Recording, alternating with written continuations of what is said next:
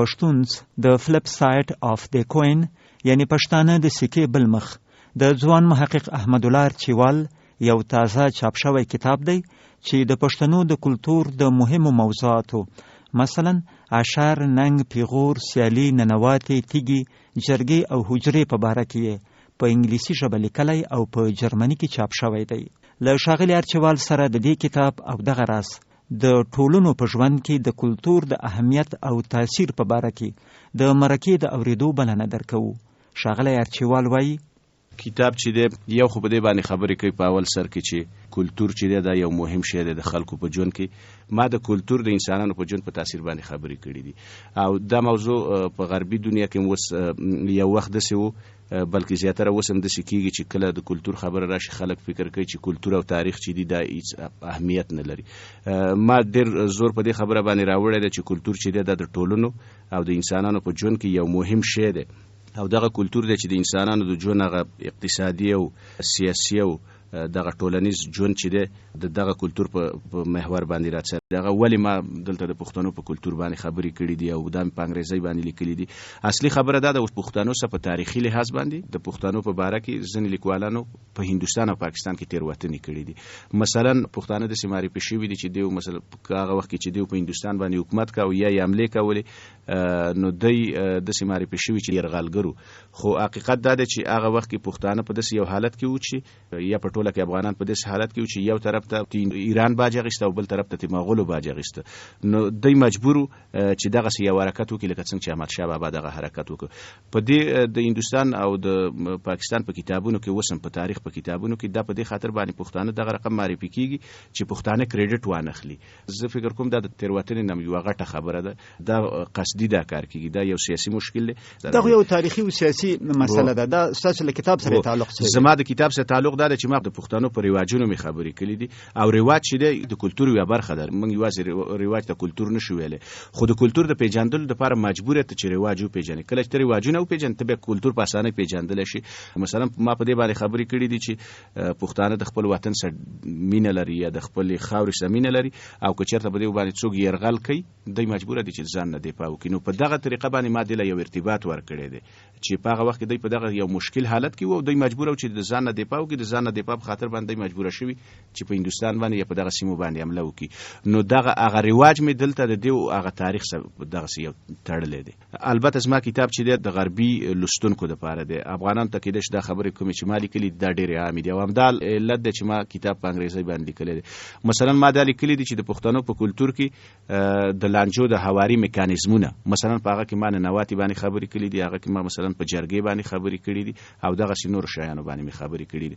نو یوازې نه دا چې دغه د سوی تفاهماتو د منځ وړلو کوشش مې کړې بلکې د دې کوشش مې هم کړې ده چې کچرته څوک غواړي چې د پښتنو سره د ټولنې سره سر کار ولري او هغه د ټولنې سره نابلد دی هغه باید دا شی نه وپیژني چې موږ د دې بر علاوه چې موږ رسمي قوانین لرو موږ دغه غیر رسمي اصول هم لرو چې هغه باید په نظر کې ونیول شي. ښاغلی ارچیوال ځینې خلک په دې نظر هم دي چې په تیرو څلورو لسیزو کې جګړو دغه افغاني ټولنه ډیره زیاته بدله کړې ده. مهاجرتونو، تبلیغاتو، نویو نظریو، اقتصادي تغییراتو، سیاسي تغییراتو د ټولنې کې دومره یو عظیم تغییر راوستی دی چې هغه د پښتني کلچر سي کوم ارزښونه وو هغه اوس په خپل حال نه دی پاتې. اوس باید یو بل څه ووایو. په دې باره کې تاسو څه وایاست؟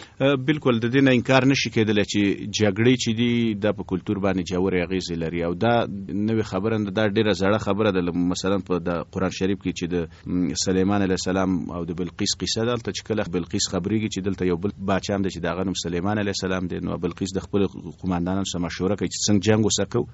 هغه ورته وایي چې و موږ جنګ ته تیار یو. بلقیس ورته وایي چې جنګ چې دی دا تباهي رامنځته کوي او د ټولنې معزز خلک چې دی غزلیله کوي. یو د قرآن شریف کې آیات هم د ترجمه ده چې جنگ د ټولنې معزز خلک چې دی د خواري همدغه تقریبا کلتور باندې د جګړو تاثیر دی. ښاغلی ارچیوال یو وخت مې لوستی و البته وایي د ساینس نظر او د اجتماعي علومو په نظر کې یو فرق دی. په ساینس کې په ماده باندې بحث کیږي او الته د علت او معلول رابطه معمولا او اکثره وخت یو اړخیزه وي. زه راولاړی شم یو کور دی دا ړنګوم، دا دیوالونه دي، دا یو ماده ده او زه ړنګوم. یو اړخیزه فیصله وه، دوه اړخیزه رابطه نه وه، یو اړخیزه رابطه وه. خو په اجتماعي علومو کې وایي قصه داسې نه ده. که زه وغواړم خپله خبره په تاسې ومنمه، نو تر هغه له مخه باید د تاسو د ډیرو خبرو منلو ته هم تیار سم. داسې نه کېږي چې زه وایم او تاسې به منئ، بلکې څه به در کوم څه به راکوې. رابطه به دوه اړخیزه وي. یو څه اثر به در باندې غورځوم او یو څه اثر به را باندې غورځوې. دلته علت او معلول د یو بل ځای هم نیسي. هر علت په عین حال کې معلول هم دی په اجتماعي رابطه کې، او هر معلول په عین حال کې علت هم دی. خو د بې ځانه مادې په دنیا کې هلته بیا دا رابطه ممکن یو اړخیزه وي. که دغه تیوري ته وګورو، هم دا ویلی سو چې له یوه کلتور سره چلند یو اړخیز نسي کېدی. که غواړې په یوه ټولنه کې یو تغییر راولې، نو ټولنه یو کلتور لري، نو ته بیا کلتور پیژنې، له کلتور نه به څه را اخلې او هغه کلتور ته به بیا څه ورکوې. دغسې یو څه ویلی سو. بلکل. زما د کتاب د لیکلو فلسفه هم دا ده چې کتاب په دې خاطر باندې لیکل شوی دی، په انګریزي باندې لیکل شوی دی، غربي لوستونکو دپاره چې د پښتنو کلتور ورته معرفي شوی دی، او هدف دا دی چې هغو ته په رمز کې ویل شوي دي که تاسو غواړئ چې د خلکو سره تعامل وکړئ، کار وسه وکړئ، نو په زیاده دي چې قصه یو طرفی دا خلک مو پیژنئ، او هغه شیونه چې د دوی په کلتور کې تاسو ښه ګڼئ هغه ترې راواخلئ او د دې خلکو سره په دې طریقه باندې کار کېږي. یو طرفه کار د دې ورسره نه کېږي. زما د کتاب فلسفه دا تاسو چې څه ویل همدغه. ښاغلی اچول، مخکې چې مارکسي نظریه ډېره عامه وه، هغوی به اقتصاد ته زیربنا ویل او ویل به چې د ټولنو ټول بنیادي تحولونه او د تاریخ ټول حرکت د اقتصاد تر اغېز لاندې دی. د تولید د وسایلو تغییر تاریخ بدلوي. دا خبره به کوله او دا فرهنګ او کلتور به روبنا بلله. خو به چې ویني په عمل کې لکه څنګه چې تاسو ویل، اوس جاپان ډیره ترقی کړې ده، خو د جاپان په ترقی کې د جاپان د کلتور لاس دی، بلکې لوی لاس دی. همدغسې چین ډیره ترقی کړې ده، خو د چین په ترقی کې د چینی تمدن لوی لاس دی.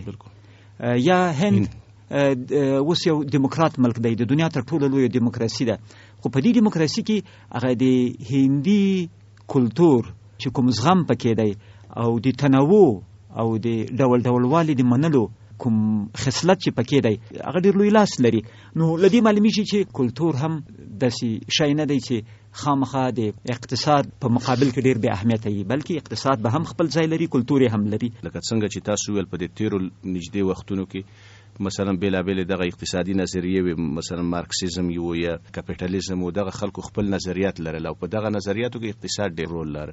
خو اوس پوهان په دې باندې کار کوي چې هغه لکه څنګه چې تاسو ویل چې مثلا په مارکسیزم کې دوی وایي چې اقتصاد چې دی دا د ټولنې زیربنا ده. اوس ځینې لیکوالان داسې دي هغه وایي چې کلتور چې دی دا دغه دی، دا یو ټولنیز سرمایه ده.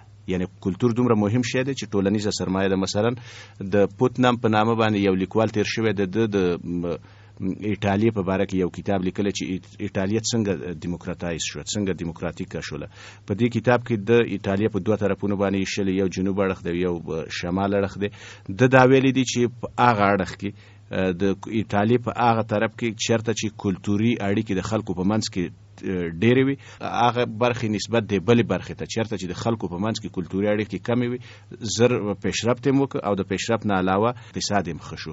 ښاغلی اچول، یا په دې پښتني ټولنه کې د طبقاتي احساس چې دا هم د اجتماعي عدالت مخه نیسي، دغه طبقاتي احساس کمزوری دی.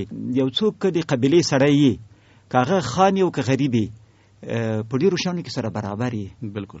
دا هم یو د غربي دیموکراتۍ نه دا ډېر دیموکرات ارزښت دی. دا تاسو چې ویل بالکل دا حقیقت دی. لکه جرګه کې تاسو وګورئ خلک مثلا اوس خو حالت بدل شوی، خو هغه په کلتوري لحاظ جرګه کې خلک غیر چاپیره کینی. د دې معنا دا ده چې هیڅوک نه شته دی چې هغه د نور نه په لوړ ځای باندې کینی. یعنې دا ټول خلک که غریبي که مالداري که مالکي کار شي، دا ټول خلک برابر دي او رای یو رقم ارزښت لري. ولې په دیموکراتیکو ټولنو کې بیا دغه رقم نه ده. هغه سړی چې مثلا په اوسنۍ غربي دیموکراسي کې چې چې پیسې څوک ونه لري هغه سړی نشي کولی چې یو واک ته ورسیږي. نو ما په دغه باندې خبرې کړي چې دا کلتور څومره ارزښت لري. ما په دې باندې خبرې کړي دي چې دا کلتور چې دی که چېرته خلک وغواړي د نړۍ مثلا ځینې ملکونه وغواړي یا دا غوښتل شوي دي چې کلتورونه د منځه ویسي، دا کلتور دومره قوي شی دی چې کلتور هلته دغه کړې ده، د ایستادګي کړې ده، نه دی درې شوی کلتور. مثلا که دغه ته وګورئ تاسو پاکستان او هندوستان ته، هغه یو سیستم لري دغه ته وایي پنچایت ورته وایي، یعنې هلته د جرګې په شانتې یو شی دی. په پاکستان او هندوستان باندې انګریزانو 2.5-3 کاله حکومت کړی دی، خو هغوی دغه پنچایت اگر چې د دې پنچایت خلاف و دغه خلک دیو کوشش کوي چې پنچایت د منځه ویسي. پنچایت اوس هم دومره قوي دی چې تاسو هندوستان کې بله ورځ یوه پیښه شوې ده، مثلا تاسو به خبر وي په خبرونو کې په هندوستان کې چې دومره قوي ډیموکراسي ده، هلته اوس هم هغه کلتوري ارزښت چې پنچایت دی موجود دی. د دې نه علاوه مثلا په مرکزي اسیا کې قرغیزستان او دا ملکونه چې ویني، موږ مثلا په افغانستان کې یو اصطلاح لرو ټرایبل پالیټکس ورته وایي، په قرغیزستان کې دې ته بیا کلان پالیټکس وایي. یعنی کلان دا معنی یو خو ټرایبل دی، موږ قبیلوي سیاست لرو، هغه کلان دغه یو ګروپ دی خلک دي، دا یو نژاد خلک دي، خو بده کې به واړه قومونه چې دي دغه قبیلې چې دي خیلونه چې دي، نو دغه خیلونه به د یو بل سره مثلا به مختلف د اوسېدلو خپل اصول لري، نو هغه سیاست ته به کلان پالیټکس وایي. روسانو ډېر کوشش وکړي چې دا د منځه ویسي، خو دغه شی د منځه نه دی وړی، اوس هم هلته دی او دا ډېر مطرح دی. کله چې هلته څوک په حکومت کې راسي نو هغه مجبور دی چې دغه کلان پالیټکس یا دغه د خیلونو سیاست په نظر کې ونیسي. په دې کې شک نشته چې کلتور به یو ډېر اغیزمن فاکتور وي وبولو، داسې فاکتور چې کله کله ورسره مقابله هم نه کیږي. خو د ځینې خلکو دا خبر هم کوي چې دنیا مخ په وړاندې روانه ده، ژوند باید بهتره سي، خلک باید ښه تعلیم وکړي، خلک باید ښه ډوډۍ وخوري، خلک باید اوږده عمرونه وکړي، خلک باید خوشحاله ژوند وکړي، او د دې لپاره د تمدن د لمن نیول پکار دي. کله چې کلتور د پرمختګ او د تمدن د لارې خنډ کیږي نو څه بکای؟ موږ دا نشو ویلی چې کلتور چې دی دا ټول ښه دی. هر کلتور چې دی ښه والیم لري، بدوالیم لري. بدوالی باید وخت په وخت باید تعویض شي، درې شي. بله دا تاسو چې کومه خبره وکړه دا په دې ډیولپمنټ یا پرمختګ کې دا یوه تیوري ده چې کلتور چې دی دا د پرمختګ معنی ګرځي. په کتاب کې ما په دې باندې ډېرې خبرې نه دي کړي چې کلتور موږ باید ټینګ ونیسو که پرېږدو. ما یوازې په دې باندې خبرې کړي چې کلتور چې دی دا مهم شی دی او باید په ځینې ځایونو کې باید په نظر کې ونیول شي. مثلا که یو ځای کې ته غواړې چې یو بدلون راولې، ته باید ورو ورو راولې. که ته کلتور په نظر کې نیسې ته مجبور یې چې ورو ورو بدلون راولې، خو که ته کلتور په نظر کې نه نیسې بیا ته یو دم راولې چې یو دم یې راولې، هغه به ډېر زیات مشکل را پیدا کوي. نو زه په دې باندې خبرې کوم، په تاثیر خبرې کوم، په دې خوالي او په بدوالي باندې ډېرې خبرې نه کوم.